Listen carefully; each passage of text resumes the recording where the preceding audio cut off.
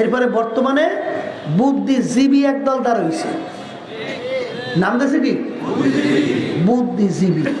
মানুষের বুদ্ধি থাকে বলে মাথায়, মানুষের বুদ্ধি থাকে কই? এখন ওদের বুদ্ধি এখন আর মাথায় নাই, এখন ওই মাথা থেকে নামে জিভে এসে বুদ্ধিজীবী। কথা বলছেন নাই? খারাই খারাই মতে হে বলে বুদ্ধিজীবী, মানে এখন বুদ্ধি আর মাথায় নাই, আইসে এখন জিভে। এই জন্যই তো আবল তাবল কথাবার্তা বলে, কথা বলে তো জিভে দিয়া। মাথায় বুদ্ধি থাকলে তো ব্যালেন্স থাকতো, এক বুদ্ধি এসে জিভে যা মনে কথা বলে। কথা ঠিক কিনা? এই বুদ্ধিজীবী স্বঘোষিত নাস্তিকরা, তোমাদের কাছে আমরা প্রশ্ন ছড়িয়ে দিলাম। কোরআন কারিম একদিন দুই দিন আগে নাযিল হয় না, প্রায় 1500 বছর হয়ে গেছে। কোরআন কারিমের ভিতরে এখনো চ্যালেঞ্জের আয়াত আছে না নাই? বুদ্ধিজীবীরা, আমি অনেক সময় বলি, আজকেও শুনেই রেখে যাই বাজান, শিক্ষা দুই প্রকার। কয় প্রকার? একটা হলো দুনিয়ামুখী শিক্ষা, আর একটা হলো দুনিয়া এবং আখিরাত মুখী শিক্ষা। নিছক দুনিয়ামুখী শিক্ষার মাধ্যমে 100 জনের মানুষের ভিতরে 100 জন মানুষই নাস্তিক হয়। কথা কয় না? আর দুনিয়ামুখী শিক্ষাটা শুরু হয়েছে মূর্খের থেকে। কথা কয় না? অনেকে হয়তো একটু রাগ করতে পারে, রাগ করি না, বোঝার চেষ্টা করে। বাজার দেখো বাজার। আচ্ছা বলেন তো, দুনিয়া সৃষ্টির পরে প্রথম এম এ ক্লাস ছিল? মুখ খুলে কথা বললেন। তাহলে প্রথম শুরু হলো ক্লাস 1। প্রথম শুরু কি? ক্লাস 1-এর আগে কোন ক্লাস? কইতে পারি না মূর্খ ক্লাস। কথা হয় না?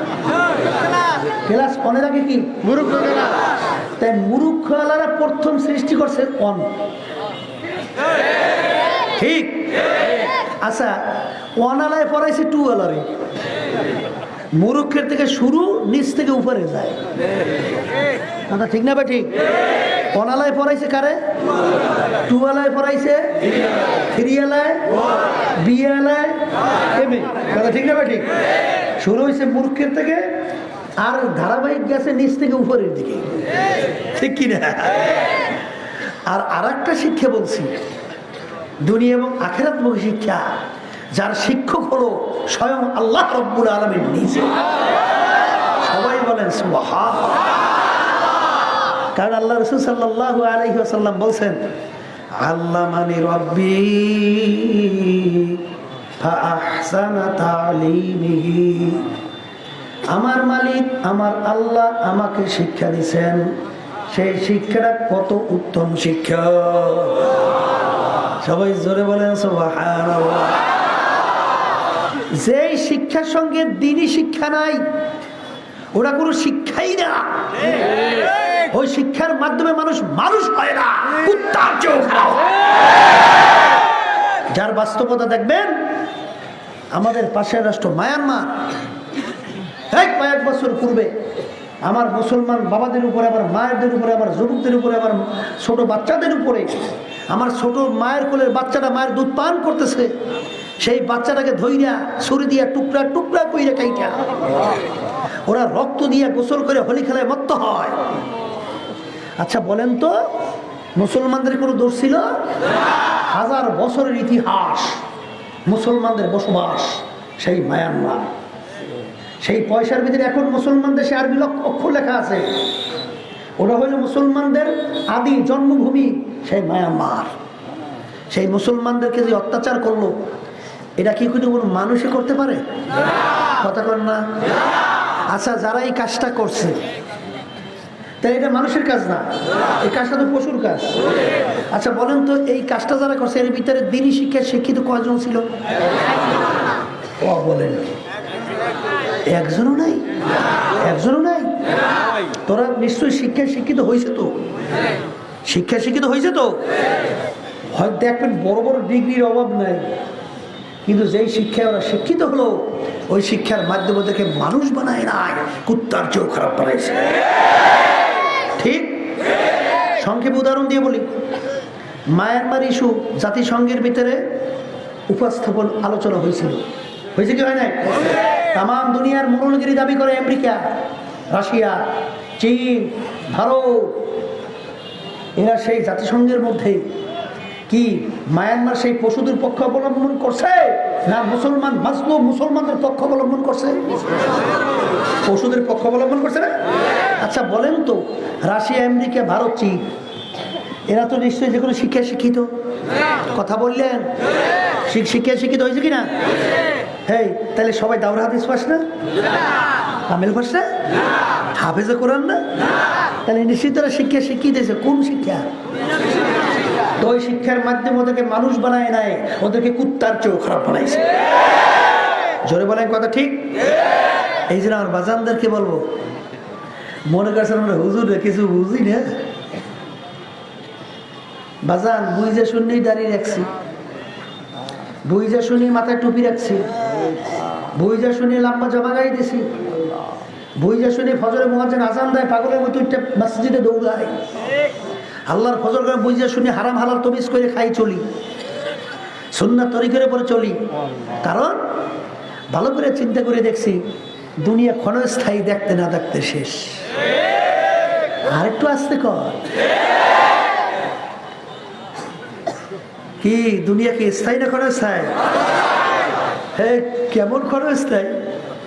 যার যত বয়স হয়েছে একটু পিছনে তাকান, দেখবেন মনে হয় সব কালকের ঘটনা। হ্যাঁ, সব কালকের ঘটনা মনে হয় না? কোথা থেকে রাত্র গেল, কোথা থেকে দিন গেল, কোথা থেকে বছর গেল, কোথা থেকে যুগ গেল, কোথা থেকে আমার বয়স শেষ হইয়া এখন আমার দাড়ি পাইকে সাদা হয়ে গেল, কোথা থেকে আমার এই তাকাইয়ে দেখি আমার বাপের, আমার আব্বাকে দেখি না, আমার মাকে দেখি না, আমার আত্মীয় স্বজন এলাকার কাউকে দেখি না, কোথায় ছিল গেল কোথায়, এরকম বলতে বলতে একদিন ঘোষণাও হয়ে যাবে তুমিও নাই। জোরে বলেন কথা ঠিক? চাইলে দেখতে না দেখতে শেষ। আর এমন একটা ব্যাপার, একবার যদি কেউ রওনা করে দুনিয়া থেকে যায়, দ্বিতীয়বার আর ফেরত আসা যায় না। জোরে বলেন যায় না? তাই যদি নাই যায়, এই জন্য আমার বাজানদেরকে বলবো, বাজান আর দুনিয়া মাজরাতুল আখিরা, এই দুনিয়াটা হইল ওই আখিরাতের জিন্দেগি, যার শুরু আছে আর কোনোদিন শেষ নাই। ওই জিন্দেগির সম্বল সম্পদ এই দুনিয়ায় থাকা অবস্থায় কামাই করার পরেই রওনা করা লাগবে। এ কবরের যাত্রীরা, আজকে দুনিয়ায় থাকা অবস্থায় একবার আল্লাহকে আল্লাহ বলে ডাকবা, সঙ্গে সঙ্গে আমার মালিক আমার আল্লাহ তোমার ডাকে 10 বার জবাব দেবে। আর কবরে যাইয়া শত শত বছর আল্লাহকে ডাকবা, আমার মালিক একবারও তোমার আমার ডাকে আর সাড়া দিবে না। জোরে বলেন দিবে? যদি নাই দেয়, আমার ভাইদেরকে বলবো, পর্দালে মা বোনদেরকে বলবো, বাজার কোরআনুল কারীম এখন আমাদের মাঝে আছে। কোরআনুল কারীমের ভিতরে এখনো চ্যালেঞ্জ রায়াত আছে না না? হে বুদ্ধিমানেরা, হে দার্শনিকেরা, হে বড় বড় ডাক্তার, ইঞ্জিনিয়ার, বড় বড় অফিসাররা, ও MA পাস ডিগ্রিধারী, মাস্টার ডিগ্রি, বড় বড় BCS ক্যাডার, আবার বাজানরা, আপনাদের সঙ্গে আমাদের কোনো ঝগড়া নাই, আপনাদের সঙ্গে আমাদের কোনো মারামারি কাটাকাটি নাই। বাজার শুধু তোমরাই না, তামাম দুনিয়ার সমস্ত মানুষ, সমস্ত মাখলুকাত সবাই যদি একত্রিত হইয়া কোরআন কারীমের ভিতরে একটা ভুল বের করে দেখাতে পারো, আমি তোমাদের সামনে কসম কাইটা চ্যালেঞ্জ দিয়ে বইলা গেলাম, বাজান আমি আর নামাজ পড়বো না, আমি আর রোজা রাখবো না, আমি আর টুপি রাখবো না, আমি আর লম্বা জামা গায়ে দেবো না, বাজান আমিও আর হারাম হালাল তমিজ করে খাবো চলবো না, বাজান আমিও দুনিয়ার আনন্দ ফুর্তির চিত্ত বিনোদনের ভিতরে আমিও লিপ্ত হয়ে যাব।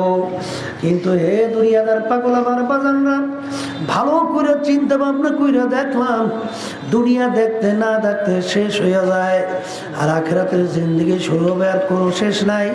দুনিয়ার যে কোনো কাজে একবার যদি ঠগো, আবার চেষ্টা করলো ওই কাজের ভিতরে জিতবার আশা করা যায়। 5 বারও যদি ঠগো, আবার ওই কাজের ভিতরে চেষ্টা করলে জিতবার আশা করা যায়। কিন্তু একবার যদি কেউ খোদার কাজটা কবরে যাইয়া ঠগো, দ্বিতীয়বার আর দুনিয়াতে এসে আপিল করিয়া জিতবার কিন্তু আর আশা না।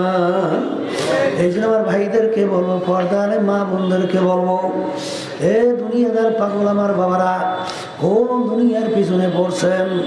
বাজান সম্পদের পিছনে পড়ছেন, টাকার পিছনে পড়ছেন, বাজান ক্ষমতার পিছনে পড়ছেন, মান সম্মানের পিছনে পড়ছেন। এ দুনিয়াদার পাগল আমার বাবারা, এমপি হওয়ার জন্য পাগল, চেয়ারম্যান হওয়ার জন্য পাগল, মেম্বার হওয়ার জন্য পাগল, পীর মুফতি মুহাদ্দিস হওয়ার জন্য পাগল, বাজান সভাপতি সেক্রেটারি হওয়ার জন্য পাগল। কিন্তু ভালো করে মন কি বুঝরে মন রে, এই যত পাগলামি করো, যত সুন্দর সুন্দর বিল্ডিং তৈরি করো, যত সম্পদ তুমি গুছাও না কেন, কিছুদিন আগে বাংলাদেশের বড় এক ধনীর ভিতরে ছিল যমুনা গ্রুপের মালিক। কিছুদিন আগে করোনা ভাইরাস আক্রান্ত হয়ে মারা গেল।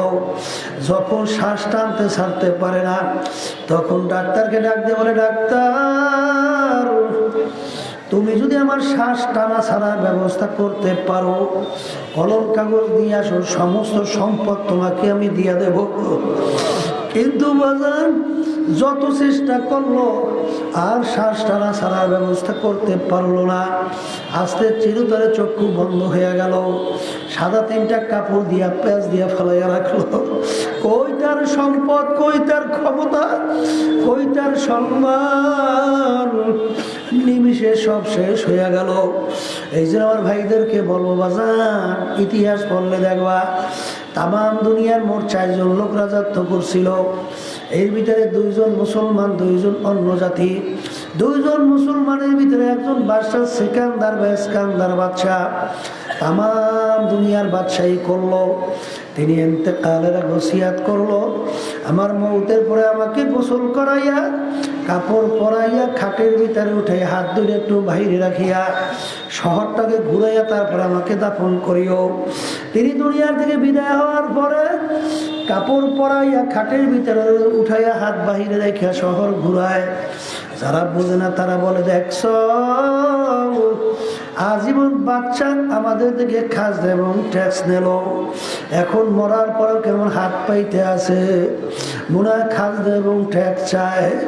বিজ্ঞ আলেমরা ডাক দিয়ে বলো, বোকারা তোমরা তো বুঝো নাই, বাদশা সিকান্দার ইন্তেকালের আগে ওসিয়াত করছিল, মৌতের পরে কাপড় পরাইয়া খাটে উঠাই হাত বাহিরে রাখিয়া শহর ঘুরাইয়া দাফন করার জন্য।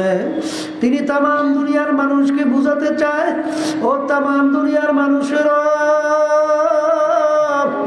আমি বাদশা সিকান্দারের মতো এত বড় বাদশা মনে হয় দ্বিতীয় আর কেউ হইতে পারবি না। কিন্তু যখন আমি কবরে রওনা করলাম, একেবারে 2টা খালি হাত নিয়ে কবরে রওনা করলাম, আর কিছুই নিতে পারলাম না।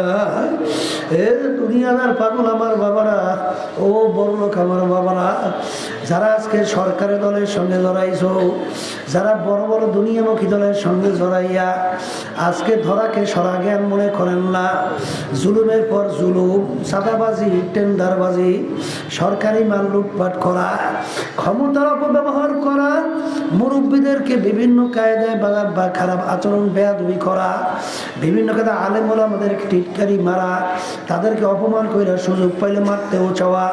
ভালো করে মনে রাখিস, ফেরাউনের ইতিহাস পড়ো, সাদ্দাতের ইতিহাস পড়ো, নমরুদের ইতিহাস পড়ো। বাজান ফেরাউন মাওলার সঙ্গে চ্যালেঞ্জ করে খোদাই দাবি করলো, এত বড় শক্তিধর আমার মাওলা দুনিয়ার ভিতরকে এরকম আরামের ভিতরে রাখছিল। ইতিহাসের ভিতরে দেখা যায় 750 বছরের মধ্যে ফেরাউনের একদিন সর্দি জ্বর হয় নাই, এত আরামে আমার মাওলাকে দুনিয়ায় রাখলো। বাজানোর বাড়ির দরজারে কি এমন একটা গাছ ছিল, যে কোনো রোগের নিয়াত কইরা ওই গাছের পাতা খাওয়ার সঙ্গে সঙ্গে পুরা রোগ ভালো হইয়া যাইতো। এত আরামে এত শক্তি আমার মালিক ওকে দান করলো। ফেরাউনের কথা নীল দরিয়ার পানি ফাটা জোয়ার হইতো। বাজান ফেরাউন ক্ষমতার বলে বড়িয়ে ছেলে সন্তানগুলোকে ধইরা ধইরা জবাই কইরা মারছে। তাকে বলার কারো কোনো শক্তি নাই। এত বড় শক্তিধর যখন ওর হায়াতের বেড়া পার হইয়া গেল, আমার মালিক ওকে নীল নদীর ভিতরে ফালাইয়া চুবাইয়ের পর আমার মাওলা ওকে মারলো। কই ফেরাউনের সেই খুদাইগিরি, কই কই ওর রাজতত্ত্ব, কই ওর ক্ষমতা। বলেন নমরুদ মাওলার সঙ্গে চ্যালেঞ্জ করলো। আল্লাহু আকবার। তারা খলিল ইব্রাহিমকে আগুনের ভিতরে ফালাইলো। একটা ঠ্যাং ভাঙ্গা মশা আমার মাওলার মাথার ভিতরে ঢুকাইয়া এমন ভাবে জ্বালাপোড়া তৈরি করিয়া আশ্রয়া পাশ্রয়া মাছা চেঁচা মাছা কইরা আমার মালিক মারলো। ওই নমরুদের পাত্তাও পাওয়া নাই। বাজান সাদ্দাত মাওলার সঙ্গে চ্যালেঞ্জ করলো।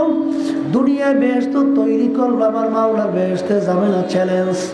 বাজান বেহেশত কমপ্লিট দেখার জন্য যখন দলে বলে গেল, যাইয়া দেখে বেহেশতের দরজায় বুড়া দাঁড়াইয়া আছে। বুড়াকে যখন কিটমিট করিয়া বলে বুড়াটা কে, বুড়া ডাক দিয়া বলে সাদ্দাত চেতিস না, আমি আজরাইল আসছি তোর জান কবজ করার জন্য। আজরাইলের কথা শোনার পরে শরীরের ভিতরে ধরো কম্পন শুরু হয়ে গেল। বলে ভাই আজরাইল একটু এক সেকেন্ড সুযোগ দাও, আমার এত শখ করে বেহেশত তৈরি করলাম, একটা নজর দেখার সুযোগ দাও। আজরাইল সালাম বলে ওরে খাবিস, ওরে নেব আল্লাহ আমার মাওলার সমস্ত নেয়ামত ভোগ করলি। আমার মাওলা কথার কথা, আমার মাওলার দেওয়া চক্ষু নেয়ামত দিয়ে দেখছো। যাদের চক্ষু নাই তারা বোঝে চক্ষু আমার মাওলার কত বড় নেয়ামত। বুঝলেন, আমার মাওলার দেওয়া জিহ্বা দিয়ে জবান দিয়া কথা বলছো। যাদের জবান নাই বোবা তোমার আমার সামনে আওয়াজ করিয়া চিল্লায়। ওর বুকের ভিতরে কত জ্বালা, ওর মনের ভাব প্রকাশ করতে পারে না। বাজার এই জবান দিয়ে কথা বলার শক্তি দান করলো নেয়ামত আমার মাওলা। কান দিয়া শুনতেছি নেয়ামত আমার মাওলা। যারা কানে শুনে না তারা বুঝে কানের কত মূল্য। ব্রেন দিয়ে পড়াশোনা করলাম, ব্যবসা বাণিজ্য করলাম, বড় মেয়ে হলাম, এই ব্রেন নেয়ামত দান করলাম আমার মাওলা। এ কপাল পুরার দলেরা কত মানুষ বড় মেয়ার আমাদের সামনে সন্তানদেরকে নিয়ে আসে, বাজার ফেলফাল করে সামনে হাসে, বলে আফসোস করে, আর বাপ বলে হুজুর ওর জন্য একটু দোয়া করেন। আরে ওকে আমার মাওলা ভালো মন্দ বোঝার তৌফিক দেয় নাই। আমার বাচ্চাটা প্রতিবন্ধী, তখন চোখে পানি রাখা যায় না। মালিক তুমিও তো আমাকে ইচ্ছা করলে এরকম প্রতিবন্ধী বানাইতে পারতা। তুমি আমাকে কত সুন্দর ব্রেন দান করলা, বাজান হাত কত সুন্দর দান করলো, পাও দান করলো। আমার মালিক তোমাকে আমাকে নেয়ামত বাতাস দান করলো, হাওয়া তুমি আর আমি টানি আর সারি। আমার মাওলা যদি 5 মিনিটের জন্য বাতাস বন্ধ কইরা দেয়, বর্মে আগিয়ে আর থাকবে না, সব লাশ হইয়া পড়িয়া থাকবে। এই বাতাস নেয়ামত ভোগ করলাম আমার মাওলা। বাজার সূর্যেরও ভোগ করি আমার মাওলার নেয়ামত। হে দুনিয়াদার পাগল আমার বাজারের মনকে একটু বুঝাও। আরে আমার মাওলার সমস্ত নেয়ামত বেরোরে খাবিস, সব আমার মাওলার ভোগ করে আমার মাওলার সঙ্গে চ্যালেঞ্জ করে বেহেশত বানাইছো। আমার মালিক হুকুম করছে ইযা জা আজালহুম লা ইস্তাখিরুনা সাআতাও ওয়া লা ইস্তাকদিমুন। এক সেকেন্ড আগেও পরে তোর মউত হবে না রে খবিস। এই বইরা যখন উটা টান দিয়া নিয়ে গেল, ধরটা জমিনে ঠাস করে পইরা গেল। তো সাদ্দাতের ক্ষমতা আর রইল না রে বাজার। বাংলাদেশের ভিতর কত বড় বড় নেতারা, যাদের হুঙ্কারে মনে হয় বাংলার জমিন থর থর করে কাঁপতো, আজকে যাইয়ে দেখো বিভিন্ন মাজারে বিভিন্ন বাজারে পইরে আছে। কই একজন দিনদার নেককার আল্লাহওয়ালা মানুষ ওদের কবরের পাশে একটু সালামও দেয় না। বাজার এই বাজানদেরকে বলবো, বরদারে মা বোনদেরকে বলবো, ওদিকে যাই দেখো শাহজালাল রহমাতুল্লাহ আলাইহি বাজার শাহ ফরহান রহমাতুল্লাহ আলাইহি, পটুয়াখালী জেলা মির্জাগঞ্জ ইয়ারউদ্দিন সাহেব রহমাতুল্লাহ আলাইহি বাজার সাধারণ একজন দোকানদার ছিল, পেঁয়াজ রসুন আদা বিক্রি করত। আজকে নদীর কিনারায় ঘুমায় আছে। বাজার যাইয়া দেখো যত লঞ্চ স্টিমার ওই লঞ্চ থেকে নদী থেকে রওনা করে টবের কইরা থামাইয়া সম্মান না দেখাইয়া সামনে যায় না। বাজার আজকে দেখো আল্লাহ রাব্বুল আলামিন সম্মান তাদেরকে দুনিয়াতেও দান করলো, আখিরাতেও আল্লাহ রাব্বুল আলামিন তাদেরকে সম্মানিত করে উঠাবেন রে বাজার। এই জন্য আর বাজারদেরকে বলবো, হে পর্দালে মা বোনেরা, কোন দুনিয়ার পিছনে পড়ছো, কোন দলের পিছনে পড়ছো, কোন দলের নেতা নেত্রীর পিছনে পড়ছো বাজার। আজকে আমি শুনাই রেখে যাই, মানবেন কিনা জানি না। আল্লাহ রাব্বুল আলামিন কোরআনুল কারীমের ভিতরে বলছেন, ইয়াউমা নাদউ কুল্লা উনাসিম বিইমামিহিম, কিয়ামতের ময়দানে আমার মাওলা আমার মালিক প্রত্যেকটা মানুষকে তার দলের নেতা নেত্রীর সঙ্গে ডাক দেবে। ইয়াউমা নাদউ কুল্লা উনাসিম বিইমামিহিম, আমার মালিক প্রত্যেকটা মানুষকে তার দলের নেতা নেত্রীর সঙ্গে ডাকবে।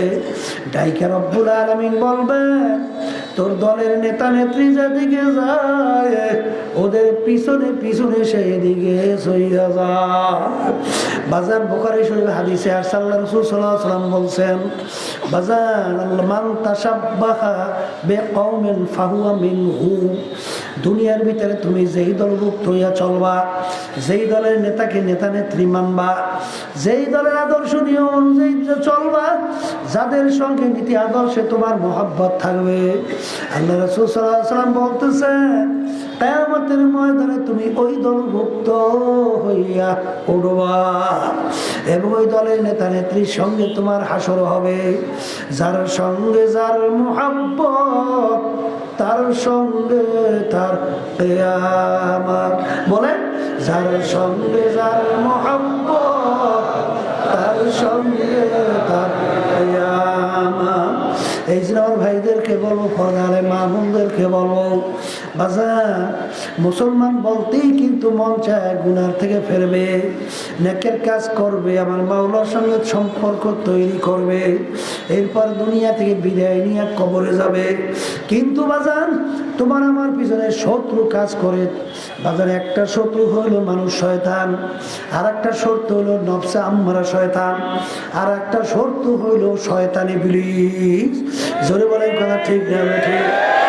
আল্লাহ রাব্বুল আলামিন কোরআনুল কারীমের ভিতরে বলছেন, ইন্নাশ শাইতানা লাকুম আদুউন ফাত্তাখিযুহু আদুওয়া, শয়তান তোমাদের জাহির বাহির প্রকাশ্যে শত্রু, ওকে শত্রু হিসেবেই জানো, বন্ধু হিসেবে গ্রহণ করিও না। কোরআনুল কারীমে আল্লাহ রাব্বুল আলামিন বলছেন, ইউয়াসউইসু ফি সুদুরিন নাস মিনাল জিন্নাতি ওয়ান নাস, একটা হলো জিন শয়তান আর একটা হলো মানুষ শয়তান। বাজার আর একটা হলো, আর অন্য আয়াতে আল্লাহ বলছেন নফসে আম্মারা শয়তান, তোমাদেরকে উদ্বুদ্ধ করে, তোমাদেরকে তাকিদ দিয়া তোমাদেরকে গুনার ভিতরে লিপ্ত করায়। জোরে বলেন কথা ঠিক না বেঠিক? এখন এই শত্রু থেকে বাঁচা লাগবে। বাজার শত্রু থেকে বাঁচার কি উপায়? বাজার জিন শয়তান আল্লাহু আকবার দেখা যায় না, বাজার থাকে কিন্তু কলবের মধ্যে। এই জিন শয়তান থেকে বাঁচার জন্য আল্লাহ রাব্বুল আলামিন তোমাকে আমাকে আল্লাহর হাবিবের মাধ্যমে বলছেন, আল্লাহ রাসূল সাল্লাল্লাহু আলাইহি ওয়াসাল্লাম বলছেন, লিকুল্লি শাইইন সিকালাতুন ওয়া সিকালাতুল কুলুবি যিকরুল্লাহ, আশ-শায়তানু জাসিমুন আলা কলবি বানি আদম ফাইদা যাকারাল্লাহ খালাসা ওয়া ইযা গাফালা ওয়াসওয়াসা। প্রত্যেকটা মানুষের কলবের ভিতরে শয়তান মজবুত হইয়া বসা থাকে। বাজার যেই আল্লাহর বান্দা বান্দি আমার মাওলার জিকির শুরু কইরা দেয়, ওই জাকিরিনের কলবের ভিতরে শয়তান থাকতে পারে না। তাহলে আল্লাহর জিকির করা লাগবে কি লাগবে না? জোরে বুক খুলে লাগবে কি লাগবে না? জাকিরিনদের কলবের ভিতরে শয়তান থাকতে পারবে না। বাজান, তাহলে জিন শয়তান দূর হইল। এখন মানুষ শয়তান কিন্তু জেকেরে যাবে না। মানুষ শয়তান আপনার স্ত্রীও হইতে পারে, আপনার বন্ধু হইতে পারে, আপনার ভাইও হইতে পারে, আপনার বাপও হইতে পারে, আপনার দলের নেতা নেত্রীরাও হইতে পারে। মানুষ শয়তান কিভাবে বুঝবেন? এক কথা, যে আপনাকে গুনার দিকে উদ্বুদ্ধ করে, সে যেই হোক না কেন সেই হলো মানুষ শয়তান। সে কি শয়তান? যে হোক না কেন সেই কিন্তু মানুষ শয়তান। এই মানুষ শয়তান থেকে কিভাবে বাঁচবেন? আল্লাহ রাব্বুল আলামিন তোমাকে আমাকে ঔষধ বাতাইয়া দিয়েছেন, ওয়াকুনু মা'আস সাদিকিন। তোমরা যদি সাদিকিন বান্দাদের সঙ্গী হইতে পারো, তাহলে আল্লাহর ফজলে করবে মানুষ শয়তান থেকে বাঁচতে পারবা। صحبت صالح تورا صالح كناد صحبت طالح تورا طالح كناد إذ زمانا صحبت با أولياء বেহতার সাদ সলে তাআত বেরিয়া। এই যে বাজানদেরকে বলবো, বাজান এই মানুষ শয়তান থেকে বাঁচা লাগবে। নফসে আম্মারা শয়তান থেকে কিভাবে বাঁচবেন? আল্লাহ রাসূল সাল্লাল্লাহু আলাইহি ওয়াসাল্লাম বলছেন, রাজানা মিন জিহাদিল আসগর ইলা জিহাদিল আকবার। আমার সাহাবায়ে কেরাম বড় যুদ্ধ থেকে ছোট যুদ্ধের থেকে বড় যুদ্ধের দিকে রওনা করলাম। সাহাবায়ে কেরাম বলেন, ইয়া রাসূলুল্লাহ, ইয়া হাবিবাল্লাহ, ছোট যুদ্ধের থেকে বড় যুদ্ধ আবার কোনটা? আল্লাহ রাসূল সাল্লাল্লাহু আলাইহি ওয়াসাল্লাম বলছেন, নফসের সঙ্গে জিহাদ করা এর চেয়ে বড় যুদ্ধ। মান আরাফা নাফসাহু ফাকাদ আরাফা রাব্বাহ। যে নাকি নিজের নফসের পরিচয় লাভ করতে পারবে, সে আমার মাওলার পরিচয় পাইয়া যাবে। এই জন্য ভাইদেরকে বলবো, অনেকে কিন্তু পীর দাবি করে, অনেকে মুফতি দাবি করে, অনেকে নামাজি দাবি করে, অনেকে সেক্রেটারি সভাপতি দাবি করে, কিন্তু তাকে যে নফসের শয়তানে আক্রান্ত কইরা ধ্বংস কইরা দিতেছে তার কোনো খবর না। জোরে বলেন কথা ঠিক না বেঠে? এ দুনিয়াদার পাগল আমার বাবারা, বর্তমানে এই তরিকার মধ্যে আলহামদুলিল্লাহ এই তরিকা রাইখে গেছেন ইসহাক সাহেব রহমাতুল্লাহ আলাইহি, আমার আব্বাজান ফজলুল করিম রহমাতুল্লাহ আলাইহি। বাজান, আল্লাহ তো তরিকা বরকত বাড়াইতে আছে। এখন সেক্রেটারি হওয়ার জন্য পাগল, সভাপতি হওয়ার জন্য পাগল, বিভিন্ন পদে যাওয়ার জন্য পাগল। এ কপাল পোড়া, তোর যদি এত সেক্রেটারি শখই হয়, তোর যদি এত সদর হওয়ার শখই হয়, তোমার যদি এত সভাপতি হওয়ার শখই হয়, তাহলে তুমি দিনী সংগঠনে কেন আসছো? যাও, দুনিয়ামুখী সংগঠনে অভাব নাই। যদি বলে কথা ঠিক নয়, ওখানে যাইয়া তোর নফস তাজা কর। এখানে এসে দলাদলি কইরা আজকে তুই সভাপতি সেক্রেটারির জন্য পাগল। যেখানে বাজান নিজে ক্ষমতায় যাওয়ার জন্য পাগল হয়, সে আল্লাহ এবং আল্লাহ রাসূলের হুকুমের বিরুদ্ধাচরণ করে। জোরে বলে কথা ঠিক না বেঠি? সেক্রেটারি সভাপতি দিয়া কি করবা বাজার? বাদ দাও, বাদ দাও।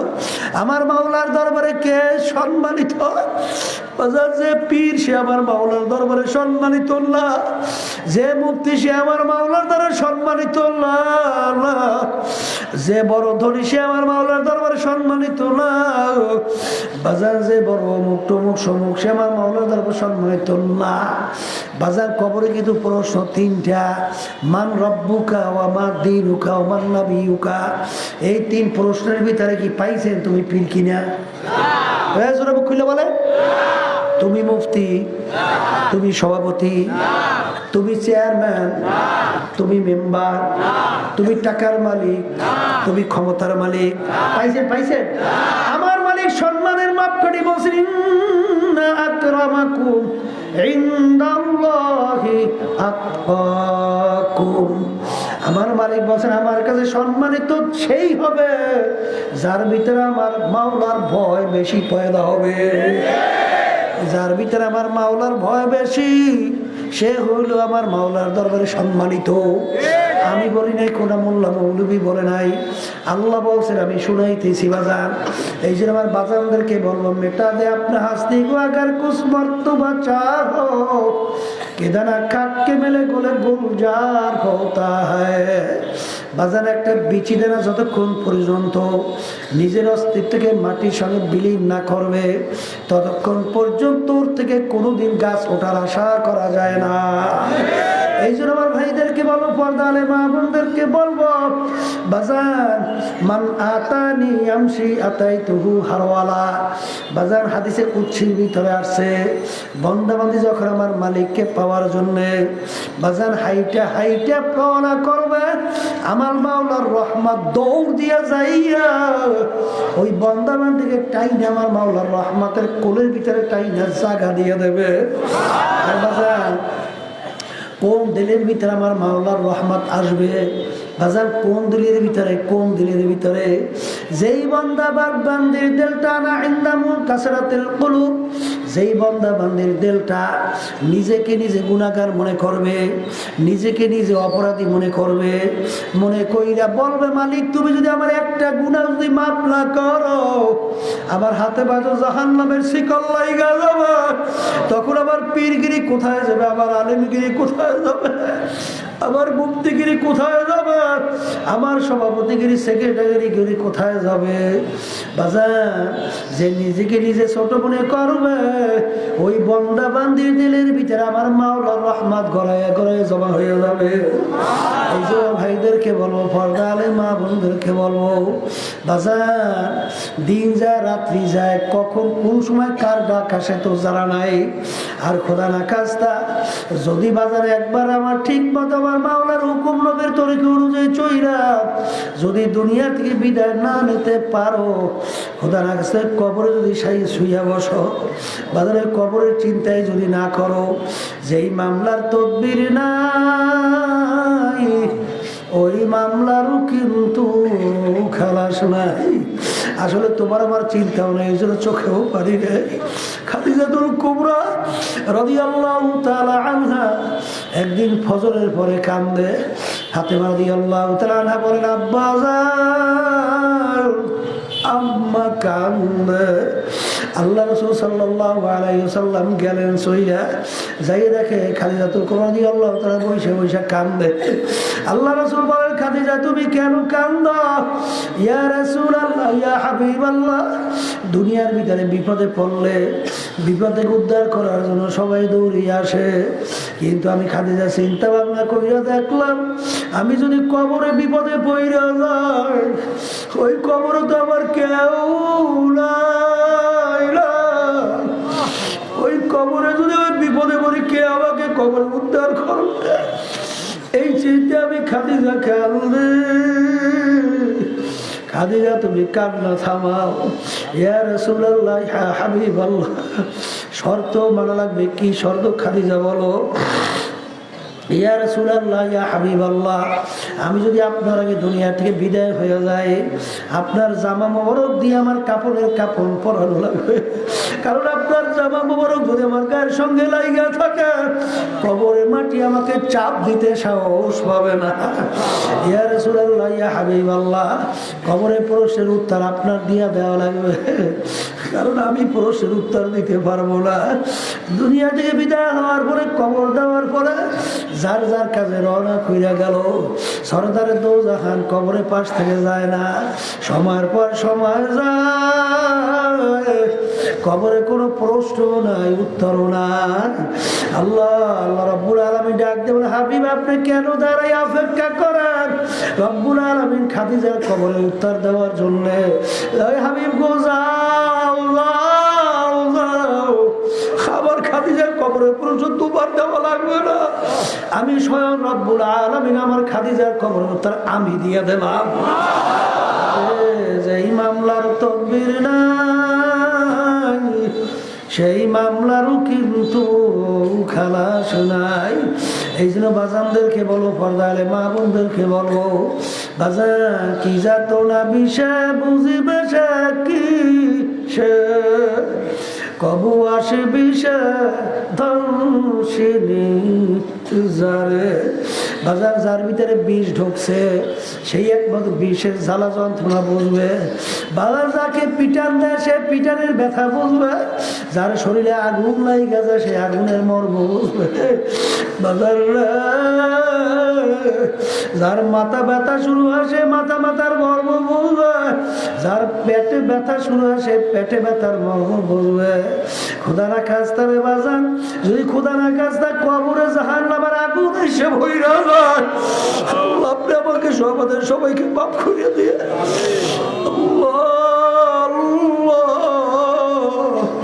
আজকে দুনিয়ার সাধারণ আগুনের ভিতরে 1 মিনিট আঙ্গুল রাখা যায় না। আল্লাহ রাসূল সাল্লাল্লাহু আলাইহি ওয়াসাল্লাম বলছেন, ও আমার উম্মতেরা, দুনিয়ার আগুনের চেয়ে 70 গুণ তেজের আগুন জাহান্নামের আগুন। আল্লাহ আপনি আমাদের সবাইকে মাফ করে দিয়েন।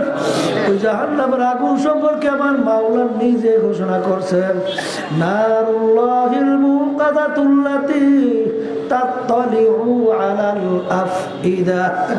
এমন তেজের আগুন হবে শরীরে যে কোনো জায়গায় লাগার সঙ্গে সঙ্গে ওই আগুন কলিজা পর্যন্ত পৌঁছে যাবে। আল্লাহ আপনি আমাকে আমাদের সবাইকে মাফ করে দিয়ে। বাজার যে মামলার তদবির নাই ওই মামলারও কিন্তু খালাস নাই। এই জন্য আমি আমার বাজানদেরকে বলবো, পর্দানে মা বোনদেরকে বলবো, বাজান কেউ আশায় বসে থাইকো না। নিঃশ্বাসের কিন্তু বিশ্বাস নাই, সেকেন্ডের কিন্তু কোনো ভরসা নাই। কার কখন কোন সময় ডাক আনবে তোমারও জানা নাই, আমারও কিন্তু জানা নাই। আল্লাহুম্মা আমিন। এই ঘরের মেয়ে লোকেরা হাত উঠাও, গুনার কথা মনে করো, 2 চোখের পানি ফেলাও, মাওলার দরবারে কান্দো আর মাপ চাও।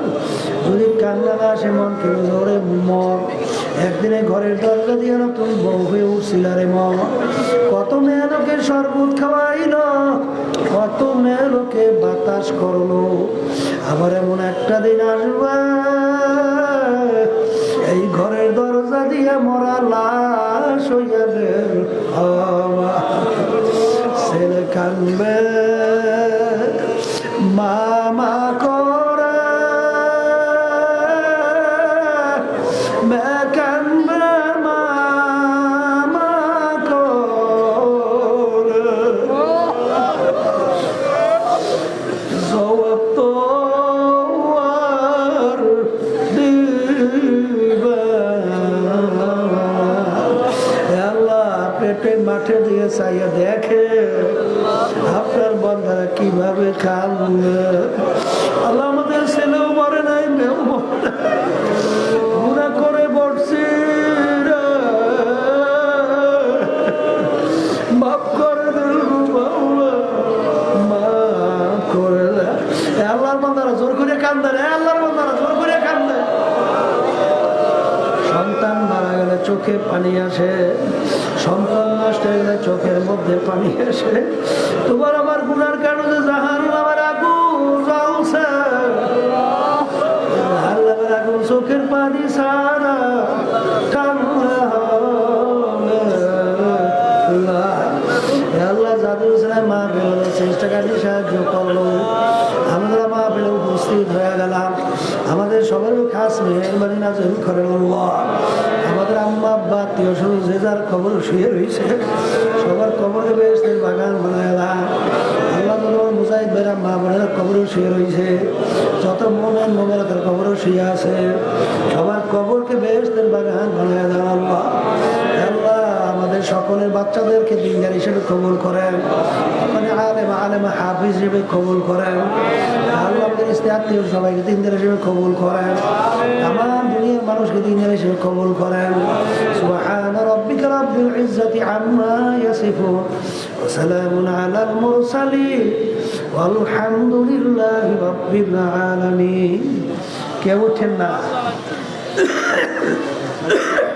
কেউ উঠেন না।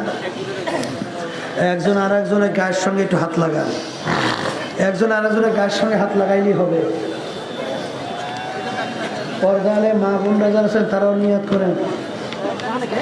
আমরা মুমিনদের সাথে তওবা করতেছি, আল্লাহ আপনাদের নিয়াতকে কবুল করবেন। কথা বললেন না?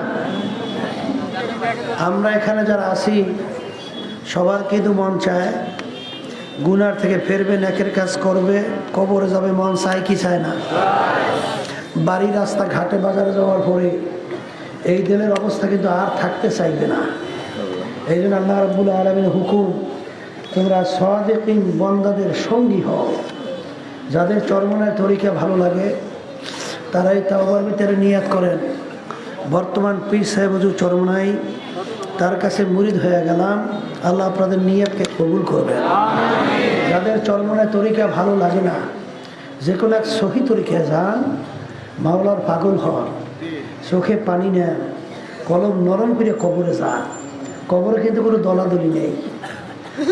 সবাই বলেন আউযু বিল্লাহি মিনাশ শাইতানির রাজিম, বিসমিল্লাহির রহমানির রহিম, আশহাদু আল লা ইলাহা ইল্লাল্লাহু ওয়াহদাহু লা শারীকা লাহু ওয়া আশহাদু আন্না মুহাম্মাদান আবদুহু ওয়া রাসূলুহু। तौबा के महीने सब बुरी बातों से और सब बुरी कामों से आए मेरे अल्लाह इस तौबा को कबूल कर।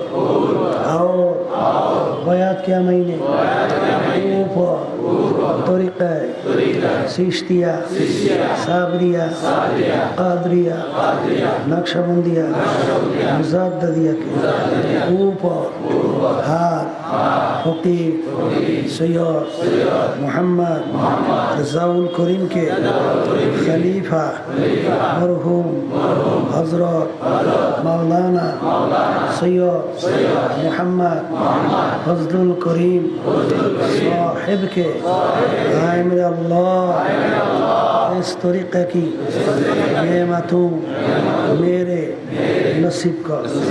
और जमात में रसूलुल्लाह सल्लल्लाहु अलैहि वसल्लम के मेरे হাসর কর, আমিন।